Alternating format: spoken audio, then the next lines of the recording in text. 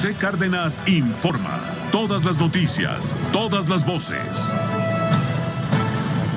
La línea telefónica, lo agradezco mucho, le doy la bienvenida al maestro periodista Alfonso Zárate. Él escribe en el periódico El Universal Los usos del poder. Él también es presidente de Grupo Consultor Interdisciplinario, es una firma dedicada a la estrategia de comunicación política y bueno, colabora en este espacio de noticias. Y hoy aborda el tema del testamento. Comentará el tema del testamento presidencial. No es el primer testamento de un presidente de México en la historia.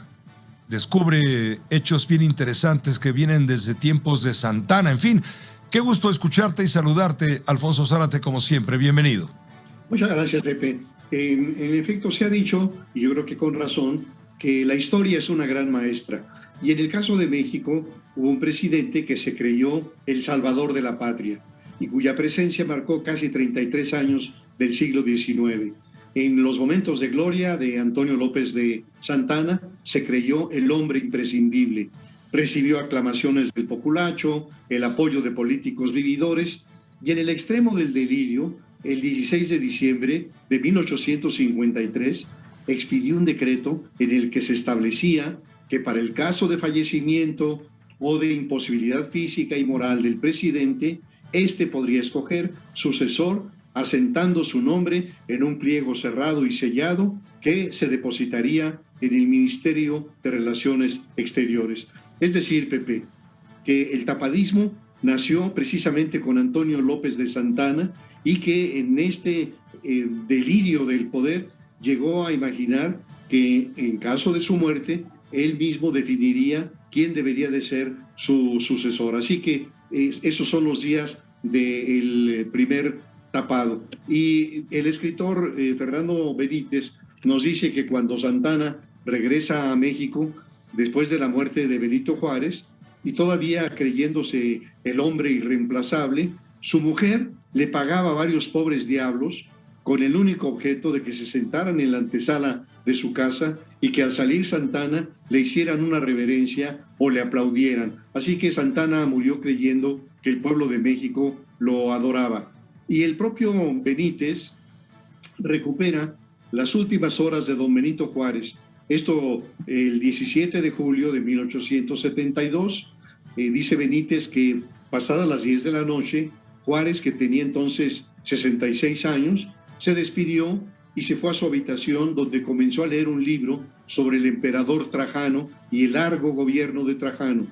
Y entre las páginas de ese libro quedaron unas notas escritas por Juárez que decían que cuando la sociedad estaba amenazada por la guerra o la dictadura, la centralización del poder era una necesidad como un remedio para salvar las instituciones, la libertad y la paz. Bien, hasta aquí la historia.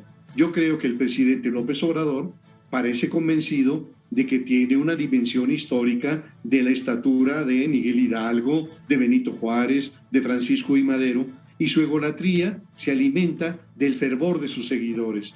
En esa lógica se explica esta decisión de mudar la residencia del titular del Poder Ejecutivo de Los Pinos a Palacio Nacional, donde murió Juárez.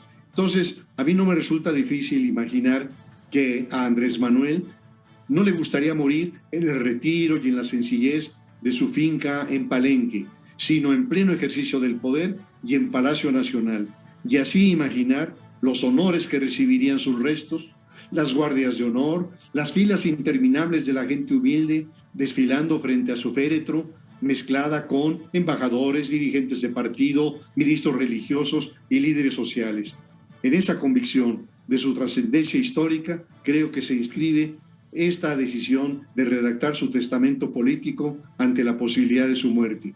¿Cómo quedaría el país?, se pregunta el presidente, y él mismo responde que tiene la obligación de garantizar la gobernabilidad. Para eso tiene un testamento. ¿Qué importa que el procedimiento ante la falta absoluta del titular del Ejecutivo esté establecido en el artículo 84 de nuestra Constitución? Sin embargo, López Obrador se piensa, creo yo, como el Cid campeador, ganando batallas después de muerto. Pues sí, y tiene temor seguramente, cuando menos eso es lo que manifiesta lo dicho el sábado, luego del cateterismo cardíaco al que fue sometido por los militares. El presidente tal vez manifiesta que tiene temor, sobre todo a que toda su obra a través del Movimiento de Regeneración Nacional pues no se concrete en el momento en que él llegue a faltar, que se descarrile. Sí, esa es la preocupación del presidente, que la ha expresado en diferentes momentos. Yo creo que se equivoca cuando dice que ya están sentados los cimientos de la 4T. Yo me preguntaría qué es la 4T más allá de los apoyos de las pensiones a los grupos vulnerables. Creo que no hay en realidad un gran proyecto de recambio, y sobre todo no hacia adelante, sino hacia atrás. Y la otra cosa que parece ignorar el presidente es que nuestra Constitución lleva más de 900 reformas, lo cual quiere decir que nada garantiza que lo que está en la Constitución no pueda reformarse. Sin embargo, bueno, la idea del jefe del Ejecutivo es que quien sea que continúe en el poder, sobre todo si se mantiene un gobernante de Morena, pueda ir avanzando y levantando sobre los cimientos de la Cuarta Transformación este proyecto que es el proyecto que ha propuesto a la nación mexicana desde sus días de candidato. Gracias Alfonso, como siempre, un saludo muy cordial. Un abrazo, Pepe. Abrazo fuerte. Alfonso Zárate, los usos del poder. José Cárdenas informa.